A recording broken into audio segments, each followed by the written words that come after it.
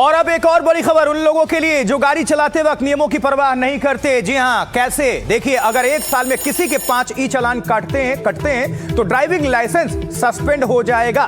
Motor वाहन अधिनियम में नए संशोधन के जरिए यह नियम जोड़ा गया है। सड़क परिवहन विभाग का मानना है कि आदतन ट्रैफिक नियम तोड़ने वालों को इससे रोका जा सकता है।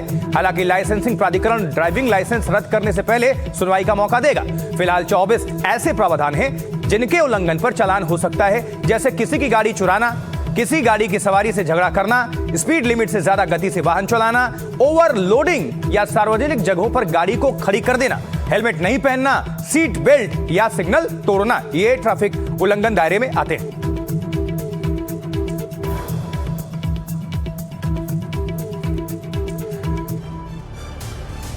तो अब सवाल ये है कि क्या पिछले साल किया गया कोई भी ट्रैफिक उल्लंघन अगले साल में गिना जाएगा कि नहीं?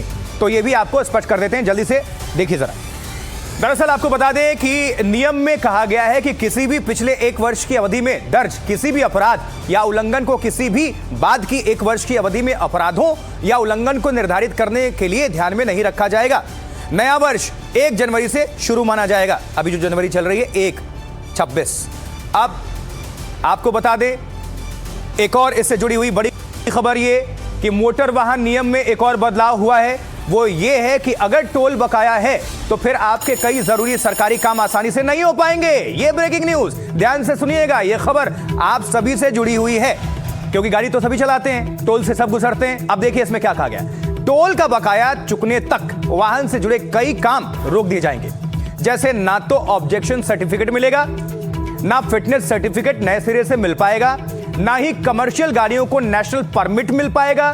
नेशनल हाईवे पर टोल वसूली को मजबूत करने और टोल चोरी रोकने के लिए यह फैसला लिया गया है। तो ये ध्यान से सुन लीजिए, ये बड़ी खबर है, बिग ब्रेकिंग है, ये जरूरी खबर है।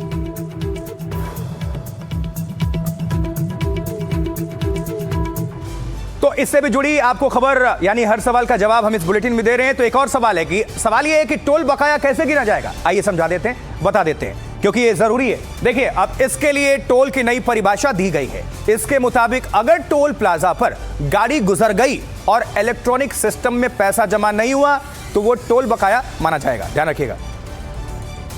ये अपडेट इसके साथ ये भी बता दे रहे हैं, देखिए जरा, लिखकर भी आपको हम दिखा रहे हैं। अगर टोल प्लाजा पर गाड़ी गुजर गई और इलेक्ट्रॉनिक सिस्टम में पैसा जमा नहीं हुआ तो आप चिक चिक करते रहिए, कोई सुनवाई नहीं है, वो टोल बकाया ही माना जाएगा कि यानी कि टोल जमा नहीं हुआ है। टोल बकाया तो अटकेंगे काम, टोल की नई परिभाषा और चालान। और एक ब्रेकिंग न्यूज उत्तर प्रदेश प्रयागराज माघ मेले से जुड़ी हुई, क्योंकि प्रयागराज में माघ मेले पर धरने पर बैठे स्वामी अविमुक्तेश्वरानंद को मेला प्रशासन की ओर से दूसरा नोटिस जारी कर दिया गया है। इस नोटिस में पूछा गया है कि क्यों ना उन्हें दी गई सुविधाओं और जगह को वापस ले ली जाए, क्यों ना माघ मेले में उनके आने पर स्थायी पाबंदी लगा दी जाए। मौनी अमावस्या के दिन स्वामी अविमुक्तेश्वरानंद के पालकी सहित संगम तट पर जाने की जिद के आधार पर यह नोटिस जारी किया गया है। जल्दी से रिपोर्ट आप सभी के लिए देखिए। संगम किनारे धरने पर बैठे स्वामी अविमुक्तेश्वरानंद माघ मेले में गौरक्षा आह्वान को लेकर आम लोगों के बीच निकले। इस बीच प्रशासन ने उन्हें दूसरा नोटिस भी दे दिया।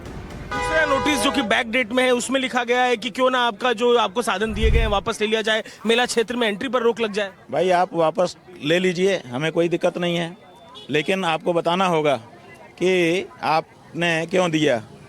क्या उस समय आपकी अकल चली गई थी घास चरने के लिए? उस समय आपने गलत निर्णय ले लिया। उनसे ये भी पूछा गया कि क्या वो कल बसंत पंचमी का स्नान करेंगे। बात यह है कि हम मौनी अमावस्या का स्नान कर ही नहीं पाए, तो अभी तो हम मौनी अमावस्या करके वापस अपने शिविर में गए ही नहीं हैं, तो अगले स्नान की कहां से बात आएगी? अभी तो मौनी स्नान की बात है। शंकराचार्य पूरे विवाद को सुलझाने की जिम्मेदारी मेला प्रशासन पर ही डाल दी। क्षति पहुंचाई है, उसको रिस्टोर करना उनकी जिम्मेदारी है। ये वो तय करें कि कैसे उसको करेंगे, हम क्यों कहें उसमें। देखिए, तो ब्रेकिंग न्यूज आप सभी तक पहुंचा रहे थे कि स्वामी अविमुक्तेश्वरानंद सरस्वती को जो दूसरा नोटिस दिया गया है उसमें क्या कुछ कहा गया है आपको बता देते हैं। अब जरा ये देखिए, क्योंकि इसको थोड़ा हम जाकर विस्तार से आपको बताना चाहेंगे। डिटेल्स ये है जो उसमें कुछ कहा गया है। यहां आपकी संस्था को दी गई जमीन और सुविधाओं जो सुविधाएं दी गई हैं, क्यों ना उसे वापस ले ली जाए, क्यों ना माघ मेले में आपके प्रवेश पर स्थायी पाबंदी ही लागू कर दी जाए। मेला प्राधिकरण के मुताबिक रविवार को पालकी पर संगम तक जाने की जिद के कारण मेला पुलिस प्रशासन को भीड़ प्रबंधन में गंभीर दिक्कतें आई। स्वामी जी के प्रवेश से भगदड़ और लोगों की जान जाने की आशंका थी। इसी आधार पर पाबंदी और सुविधा वापस लेने की बात कही गई है, ये मेला प्रशासन की तरफ से। लेकिन इस बीच एक और बड़ी खबर है। देखिए, उत्तर प्रदेश के मुख्यमंत्री योगी आदित्यनाथ ने कहा है कि धर्म का चोला पहने काल नेमियों से सतर्क रहना होगा, यानी कि सीधा कटाक्ष निशाना। उन्होंने कहा कि कई काल नेमी सनातन धर्म को कमजोर करने की साजिश रच रहे होंगे। सीएम बोल रहे हैं, योगी आदित्यनाथ बोले कि एक योगी संत सन्यासी के लिए धर्म और राष्ट्र से बढ़कर कुछ नहीं। सन्यासी के लिए धर्म ही उसकी संपत्ति, सन्यासी के लिए राष्ट्र ही उसका स्वाभिमान। हम सीधा आपको सुनवाएंगे योगी आदित्यनाथ, मुख्यमंत्री उत्तर प्रदेश। सुनिए। बहन और भाइयों, एक योगी के लिए, एक सन्यासी के लिए, एक संत के लिए धर्म और राष्ट्र से बढ़कर के कुछ नहीं हो सकता। यही उसके जीवन का ध्येय होना चाहिए। उसकी व्यक्तिगत प्रॉपर्टी कुछ नहीं होती, धर्म ही उसकी प्रॉपर्टी है, राष्ट्र ही उसका स्वाभिमान है। अगर कोई राष्ट्रीय स्वाभिमान को चुनौती देता है तो हमें खुल करके उसके सामने आकर के खड़ा हो जाना चाहिए, उसकी चुनौती का मुकाबला करने के लिए खड़ा होना चाहिए।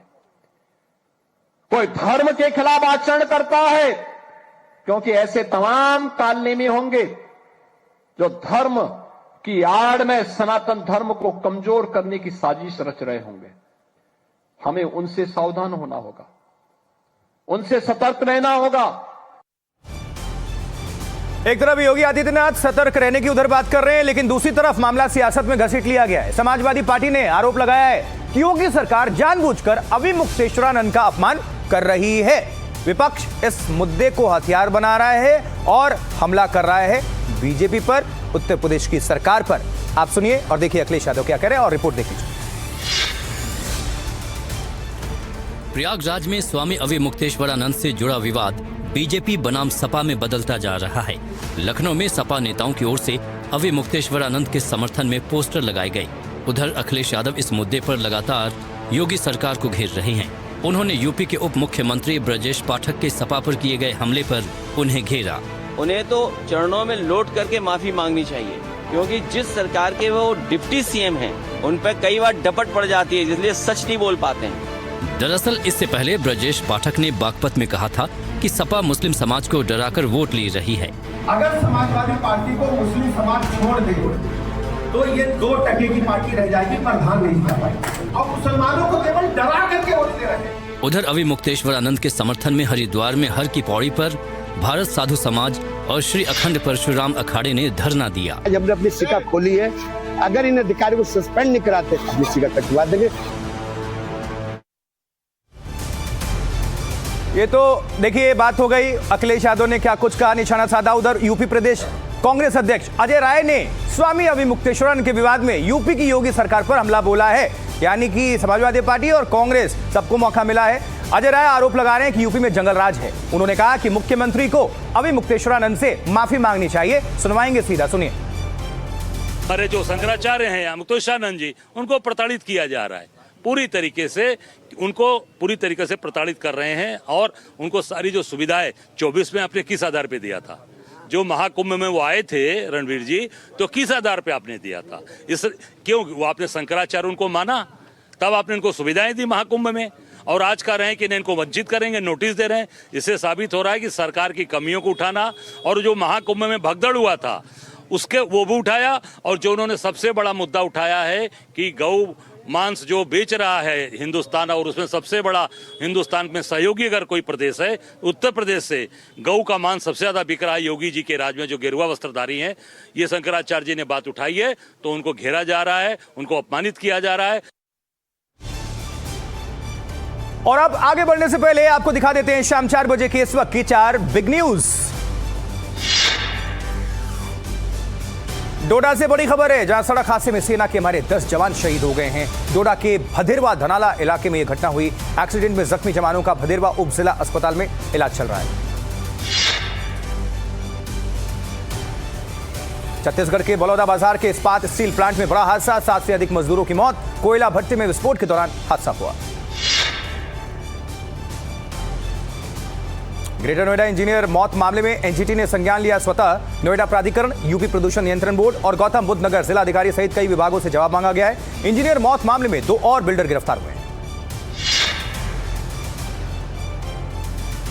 26 जनवरी से पहले एक बड़ा खुफिया अलर्ट जारी है। दिल्ली घुसने की फिराक में है बांग्लादेश से कुछ आतंकवादी। बांग्लादेश से कुछ हार्डकोर आतंकी हुए रवाना।